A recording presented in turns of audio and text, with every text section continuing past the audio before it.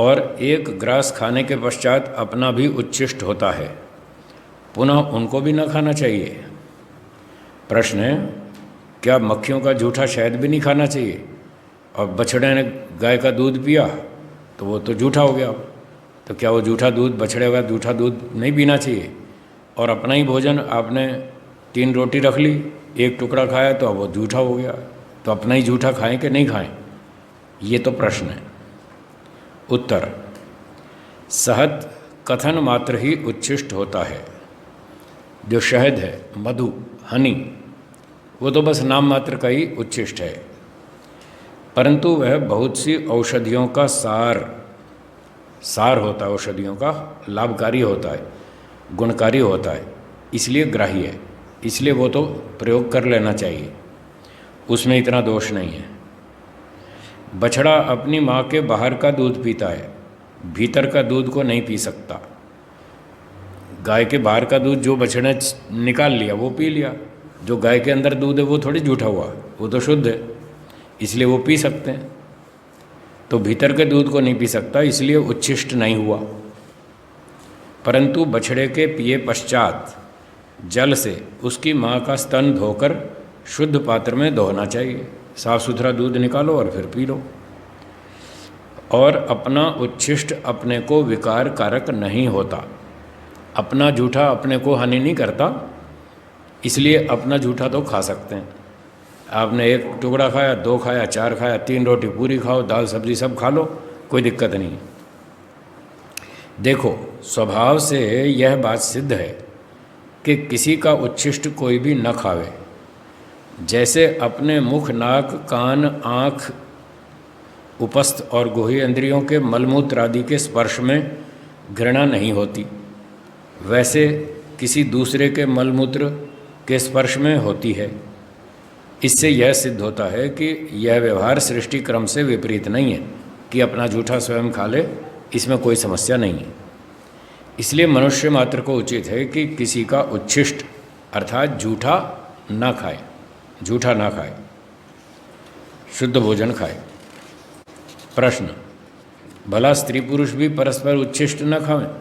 पति पत्नी, स्त्री पुरुष, पति पत्नी, क्या पति पत्नी भी एक दूसरे का जूठा नहीं खाएं? उत्तर, नहीं, क्योंकि उनके भी शरीरों का स्वभाव भिन्न भिन्न है। दोनों का शरीर का स्वभाव अलग अलग है, उनको भी एक दूसरे से रोग स्थानांतरित हो सकता है, इसलिए पति पत्नी भी जूठा नहीं खाएं। प्रश्न, कहो जी, मनुष्य मात्र के हाथ की हुई रसोई, उस अन्न के खाने में क्या दोष है? क्योंकि ब्राह्मण से लेकर चांडाल पर्यंत के शरीर हाड़ मांस चमड़े के ही तो हैं, और जैसा रुधिर ब्राह्मण के शरीर में है वैसा ही चांडाल आदि के सबके शरीर में वही धातु हैं। पुनः मनुष्य मात्र के हाथ की पकी हुई रसोई खाने में क्या दोष है? ये था प्रश्न। कोई भी बनाए, सबका शरीर पंचमहाभूत से बना है, हाड़ मांस सबके शरीर में है, रक्त आदि सब में है, तो किसी के भी हाथ का खाना चाहिए, उसमें क्या दिक्कत है? उत्तर, दोष है, क्योंकि जिन उत्तम पदार्थों के खाने से ब्राह्मण और ब्राह्मणी के शरीर में दुर्गंध आदि दोष रहित रजवीर्य उत्पन्न होता है, वैसा चांडाल और चांडाली के शरीर में नहीं होता, फर्क होता है। चांडाल का शरीर, क्योंकि चांडाल का शरीर दुर्गंध के परमाणुओं से भरा होता है, वैसा ब्राह्मण आदि वर्णों का नहीं होता। इसलिए ब्राह्मण आदि उत्तम वर्णों के हाथ का खाना और चांडाल आदि नीच भंगी चमार आदि का न खाना, दोनों में बहुत फर्क है। इसलिए अच्छे लोगों का शुद्ध शरीर वाले, शुद्ध वस्त्र वाले, शुद्ध नहाए धोए साफ सुथरे बढ़िया उत्तम शरीर वाले व्यक्ति के हाथ से बना हुआ भोजन खाना चाहिए।